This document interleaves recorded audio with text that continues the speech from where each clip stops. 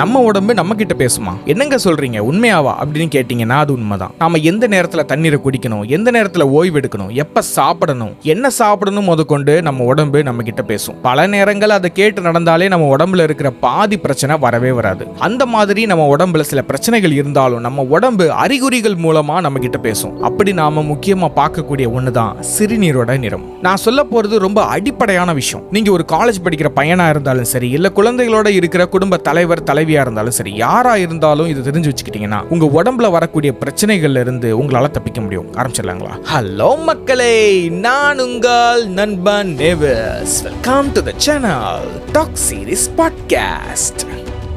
சிறுநீரோட நிறத்தை வச்சு நம்ம உடம்புக்குள்ள என்ன நடக்குதுன்றத நம்மளால எளிமையா கண்டுபிடிக்க முடியும். அதுக்கு முன்னாடி சிறுநீர்னா என்னன்றதை தெரிஞ்சுக்கலாம். What is urine? சிம்பிளா சொல்றதா இருந்தா ஃபில்டர்டு பிளட். நாம சாப்பிடக்கூடிய சாப்பாடுகள் எல்லாம் ரத்தத்தோட ரத்தமா கலந்து நம்ம உடம்புக்கு எதெல்லாம் தேவையோ அது எல்லாத்தையும் எடுத்துக்கிட்டு மீதி இருக்கிற கழிவுகள் தான் சிறுநீரா வெளியே வருது. சரி, இந்த சிறுநீரை யாருப்பா வடிகட்டுவா அப்படின்னு கேட்டீங்கன்னா நம்ம கிட்னில இருக்கிற நெஃப்ரான்ஸ் தான். இந்த நெஃப்ரான் ரொம்ப புத்திசாலியான பையங்க. நல்ல விஷயங்களை நம்ம உடம்புல வச்சுக்கிட்டு கெட்ட கழிவுகளை வெளியே தள்ளிரும். இதுதான் அதோட வேலையே. சரி, இப்ப சிறுநீரோட முதல் நிறத்தை பார்ப்போம். Number 1, clear. இது நம்ம எல்லாருக்குமே தெரிஞ்சதுதான். நம்ம நல்லா தண்ணி குடிச்சு நம்ம உடம்ப குளுமையா வச்சிருந்து ஆரோக்கியமான உணவுகளை எடுத்திருந்தோம்னா நம்ம சிறுநீரோட நிறம் இந்த மாதிரி சுத்தமா தான் இருக்கும். அதுல எந்த விதமான நிறமும் இருக்காது, டிரான்ஸ்பரண்டா இருக்கும். குறிப்பா சொல்ல போனா மழை காலங்கள்ல நமக்கு இந்த மாதிரியான நிறத்துல தான் வரும். இந்த மாதிரி நிறம் இருந்துச்சுன்னா நமக்கு பிரச்சனையே இல்லைன்னு அர்த்தம். நம்ம உடம்புல இருக்கிற முக்காவாசி உறுப்புகள் நல்லா தான் செயல்படுதுன்னு அர்த்தம். ஆனா அதுக்குன்னு தண்ணியை நிறைய குடிச்சா எனக்கு பிரச்சனையே வராதுன்னு சொல்லி அளவுக்கு அதிகமா தண்ணீர் குடிக்க ஆரம்பிச்சீங்கன்னா அதுவும் பிரச்சனையை தான் உண்டு பண்ணிவிடும். அளவுக்கு அதிகமா தண்ணீரை குடிக்கிற காரணத்தினால நம்ம உடம்புல இருக்கிற சோடியம் டைலூட் ஆயிரும். அப்படி சோடியம் டைலூட் ஆகிறதுனால உங்க உடம்பு டீஹைட்ரேட் ஆயிரும். டீஹைட்ரேட்னா ஒண்ணு இல்ல, தண்ணி குடிக்காமலே இருந்தீங்கன்னா எந்த மாதிரி உணர்வீங்களோ அதே மாதிரி ஆயிடுவீங்க. உங்க உதடுகள் வறண்டு ஒரு மயக்க நிலைமையை உண்டு பண்ணிரும். அதனால தண்ணீர் குடிச்சா உடம்புக்கு நல்லதுன்னு சொல்லி அளவுக்கு அதிகமா குடிக்காதீங்க. உங்களுக்கு எப்ப தாகம் எடுக்குதோ அப்ப மட்டும் தண்ணி குடிங்க. சில பேர் இருக்காங்க, உடற்பயிற்சி பண்ணும்போது தண்ணீர் குடிக்கவே மாட்டேன், அப்படி தண்ணி குடிச்சா என்னால சரியா ஒர்க் அவுட் பண்ண முடியாது அப்படின்னு. உங்களுக்கு தாகம் எடுக்குதுன்னா நீங்க என்ன பண்ணிட்டு இருந்தாலும் தண்ணியை தாராளமா குடிக்கலாம். ஆனா அதுக்குன்னு உடற்பயிற்சி பண்ணிட்டு இருக்கிற நேரத்துல வயிறு முட்டை தண்ணியை குடிச்சீங்கன்னா அதிகமான எடையை தூக்குற நேரத்துல உங்க வயிற்றுல இருக்கிற தண்ணி வாய் வழியா வெளியே வந்துடும். அதனால உங்க தாகத்தை தீர்க்கக்கூடிய அளவுக்கு மட்டும் தண்ணியை குடிங்க. தண்ணீரை குடிக்காமலே ஒர்க் அவுட் பண்ணிட்டு இருந்தீங்கன்னா மயக்க நிலைமை தான் ஏற்படும். So drink water. Number 2, yellow or amber. இந்த நிறத்தை நாம எல்லாருமே பார்த்திருப்போம். நம்மள பல பேருக்கு இந்த மாதிரி தான் வரும். இந்த நிறத்துல உங்களுக்கு சிறுநீர் வருதுன்னா அது எந்த வகையிலும் பிரச்சனை இல்லைன்னு தான் அர்த்தம். It's just normal. Number 3, red or pink. இந்த கடுமையான வெயில் காலத்துல நமக்கு தாகம் ரொம்ப எடுக்குது. அந்த நேரத்துல எனக்கு வேலை இருக்குது, எந்திரிச்சு போய் தண்ணீர் குடிக்க ரொம்ப சோம்பேறியா இருக்குதுன்னு சொல்லிட்டு ஒரு நாளைக்கு 1 லிட்டர் தண்ணீர் தான் குடிக்கிறீங்கன்னா கண்டிப்பா உங்க சிறுநீரோட நிறம் ரெட் கலர்லயோ இல்ல பிங்க் கலர்லயோ வரலாம். இந்த நிறத்துல வருதுன்னா நீங்க ரொம்ப ஜாக்கிரதையா இருக்கணும். இந்த சிறுநீர்ல உங்க ரத்தமும் கலந்து இருக்குதுன்னு சொன்னா ஆச்சரியப்படுறதுக்கு ஒண்ணு இல்ல. நான் சொன்ன உடனே ரொம்ப பயப்படாதீங்க. உங்களுக்கு ஒரு வேளை சிகப்பு நிறத்துல சிறுநீர் வருதுன்னா ஒரு 2 நாளைக்கு நிறைய தண்ணீர் குடிங்க. குறைஞ்சது 3 இருந்து 4 லிட்டர் தண்ணீர் குடிக்க முயற்சி பண்ணுங்க. உங்க உடம்ப உஷ்ணப்படுத்தாம முடிஞ்ச அளவுக்கு குளுமையா வச்சுக்க முயற்சி பண்ணுங்க. உங்க உடம்ப குளிர்ச்சி ஆக்கக்கூடிய பழங்களை எடுத்துக்கோங்க. அதையும் மீறி உங்களுக்கு சிகப்பு நிறத்துல தான் வருதுன்னா உங்க கிட்னில ஸ்டோன் இருக்க வாய்ப்பு இருக்குது, இல்ல ஏதோ இன்ஃபெக்ஷன் ஆயிருக்க கூட வாய்ப்பு இருக்குது. ஆனா அப்படி இருக்குமோ இப்படி இருக்குமோன்னு யோசிக்காம உங்க பக்கத்துல இருக்கிற டாக்டரை போய் பார்க்கிறது ரொம்ப நல்லது. Number 4, orange.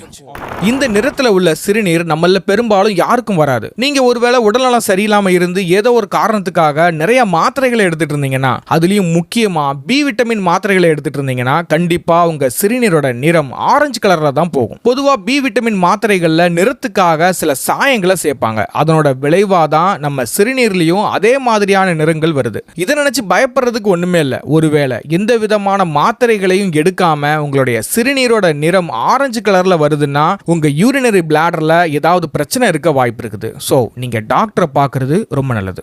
Number 5, blue or green. இந்த நிறத்துல உள்ள சிறுநீரும் நம்ம எல்லாருக்கும் வர்றதில்ல. ஒருவேளை இந்த நிறத்துல உள்ள மாத்திரைகளை நீங்க தினமும் உட்கொள்றீங்கன்னா உங்களுடைய சிறுநீரும் இதே நிறத்துல தான் வரும். மாத்திரைகள் மட்டும் இல்ல, நம்ம ஒரே நிறத்துல உள்ள உணவுகளை எடுத்துக்கிட்டே இருக்கிறோம்னா அதே நிறத்துல சிறுநீர் வர்றதுக்கும் வாய்ப்பு இருக்குது. Number 6, dark brown. இதுதான் ரொம்ப முக்கியமான நிறம். உங்களுடைய சிறுநீர் இந்த நிறத்துல வருதுன்னா நீங்க ரொம்ப டீஹைட்ரேட்டடா இருக்கிறீங்கன்னு அர்த்தம். சில பேரோட வீட்டுல ஒரு ஜன்னல் கூட இல்லாம காத்தோட்டமே இல்லாம ஒரு குடோன் மாதிரி வச்சிருப்பாங்க. வாடகை கம்மியா இருக்குதுன்னு சொல்லி ஆஸ்பெட்டா ஷீட் போட்டு வச்ச வீட்டுல தங்கியிருப்பாங்க. அந்த நேரத்துல அவங்க என்ன தண்ணி குடிச்சாலும் அவங்க உடம்பு எடுத்துக்காது, மறுபடியும் வேர்த்துக்கிட்டே தான் இருக்கும். அதுலயும் சில மக்கள் தண்ணீரே குடிக்காம சோம்பேறித்தனமா இருப்பாங்க. அப்படி இருக்கிற நேரத்துல அவங்களுடைய சிறுநீர் இந்த பிரவுன் கலர்ல தான் வரும். முடிஞ்ச அளவுக்கு உங்களை ஹைட்ரேட்டடா வச்சுக்க முயற்சி பண்ணுங்க. நீங்க பழங்களை சாப்பிடணும் கூட அவசியம் இல்ல. இந்த வெயில் காலத்துல நிறைய தண்ணி குடிச்சாலே போதும். இல்ல நேவிஸ் ப்ரோ, என்னோட வீடு அந்த மாதிரி எல்லாம் இல்ல, நான் தினமும் நல்லா தான் தண்ணி குடிக்கிறேன், ஆனாலும் எனக்கு பிரவுன் கலர்ல தான் வருது அப்படின்னா உங்க லிவர்ல கூட ப்ராப்ளம் இருக்க வாய்ப்பு இருக்குது. உடனே போய் உங்க பக்கத்துல இருக்கிற டாக்டரை பார்க்கிறது ரொம்ப நல்லது. Number 7, foamy yellow. இது என்னப்பா, அதே எல்லோ கலர்ல தானே இருக்குது, இதுல என்ன பிரச்சனை அப்படின்னு கேட்டீங்கன்னா, இதோட நிறம் வேணா எல்லோ கலர்ல இருக்கலாம், ஆனா அதுல யாரோ சோப்பை கலக்கின மாதிரி நிறைய இருக்கிறது தான் இங்க பிரச்சனை. உங்க உடம்புக்கு தேவையான புரதச்சத்தை விட அதிகமான புரதச்சத்தை நீங்க உட்கொள்ளும் போது உங்க கிட்னி தேவையானதை மட்டும் எடுத்துக்கிட்டு மீதி இருக்கிற புரதச்சத்தை சிறுநீர்ல வெளியேற்றிடும். அப்படி வெளியேற்றுறதுனால தான் இந்த நுரை ஏற்படுது. புரதச்சத்து அதிகமா உள்ள உணவுகள் நான்வெஜ்ல மட்டும்தான் இருக்குது. காய்கறிகள்லயும் முட்டையிலையும் புரதச்சத்து இருக்குதுன்னு சொன்னீங்கன்னா அது ரொம்ப கம்மியான அளவு தான். அது நம்ம உடம்புக்கு பத்தாது. அதிகமான புரதச்சத்து, அதாவது புரோட்டீன், நான்வெஜ்ல இருந்து தான் கிடைக்குது. புரதச்சத்து அதிகமா உள்ள உணவை எடுக்காம உங்க சிறுநீர்ல நுரை வருதுன்னா உங்க கிட்னில ஏதாவது பிரச்சனை இருக்க வாய்ப்பு இருக்கு. இல்ல நீங்க ஒரு சுகர் பேஷண்டா கூட இருக்க வாய்ப்பு இருக்கு. எந்த விதமான மாமிசங்களும் சாப்பிடாம உங்களுடைய சிறுநீர்ல நுரையா வருதுன்னா ஒரு 3 நாளைக்கு தொடர்ந்து கவனிச்சுட்டே இருங்க. 3 நாளும் உங்க சிறுநீர்ல நுரை தான் வருதுன்னா ஒரு ஃபுல் பாடி செக்அப் பண்றது ரொம்ப நல்லது. நீங்க அதிகமா குடிக்கிற நபரா இருந்தாலும், அதாவது சாராயம் குடிக்கிற நபரா இருந்தீங்கன்னா உங்க கிட்னி சட்னி ஆக நிறைய வாய்ப்பு இருக்கு. உங்களுக்கு குடிப்பழக்கம் இருந்து உங்க சிறுநீர்ல நுரையா வருதுன்னா உங்க குடியை நிப்பாட்டுறதை தவிர்த்து வேற வழியே இல்லை. Number 8, cloudy. இந்த சிறுநீரோட நிறம் சாதாரணமாக தான் இருக்கும், ஆனா அதை பார்க்கறதுக்கு சாதாரணமா தெரியாது, தெளிவில்லாம மங்களா இருக்கும். அப்படி உங்களுடைய சிறுநீர் மங்களா இருந்துச்சுன்னா உங்க சிறுநீர் போகக்கூடிய பாதையில ஏதாவது இன்ஃபெக்ஷன் இருக்க வாய்ப்பு இருக்குது. இந்த இன்ஃபெக்ஷன் பெரும்பாலும் மைக்ரோ ஈகோலை அப்படின்னு சொல்லக்கூடிய நுண்ணுயிரால தான் ஏற்படும். ஒருவேளை நீங்க டயபெட்டிஸ் பேஷண்டா இருந்து உங்களுடைய சிறுநீர் இந்த மாதிரி மங்களா இருந்துச்சுன்னா தயவு செஞ்சு உடனே போய் உங்க மருத்துவரை பாருங்க. ஒவ்வொரு தடவையும் நீங்க சிறுநீர் கழிக்கும் போதும் உங்க சிறுநீர் போகக்கூடிய பாதையில இருக்கிற ஈகோலின்ற நுண்ணுயிரி இருக்கிற காரணத்தினால உங்க யூரினரி ட்ராக்ல மறுபடியும் இன்ஃபெக்ஷன் பெருசாகும். இப்படி இன்ஃபெக்ஷன் அதிகமாகிற நேரத்துல ஒன்னு உங்களுக்கு அதிகமா தாகம் எடுக்கும், இல்லனா அதிகமா சிறுநீர் வெளியே போகும். சில நேரம் இது ரெண்டும் கூட நடக்கலாம். நான் சொன்ன இந்த 8 விஷயங்களையும் வாழ்நாள்ல எப்பவுமே மறக்காதீங்க. நம்ம எல்லா நேரங்களிலும் பிரச்சனை வந்ததுக்கு அப்புறம் தான் நம்ம டாக்டரை போய் பார்க்கறோம். முடிஞ்ச அளவுக்கு இந்த மாதிரி சின்ன விஷயங்களை தெரிஞ்சு வச்சுக்கிட்டு பிரச்சனை பெருசாகிறதுக்கு முன்னாடியே டாக்டரை போய் பார்க்கறது ரொம்ப நல்லது. அதுக்காக தான் இந்த வீடியோ. ஓகே, இந்த வீடியோ அவ்வளவுதான். இந்த வீடியோ பிடிச்சிருந்துச்சுன்னா மறக்காம லைக் பண்ணுங்க, நம்ம சேனலுக்கு புதுசுனா சப்ஸ்கிரைப் பண்ணுங்க. ஓகே, சென்று வருகிறேன். நான் உங்கள் நண்பன் நேவிஸ்.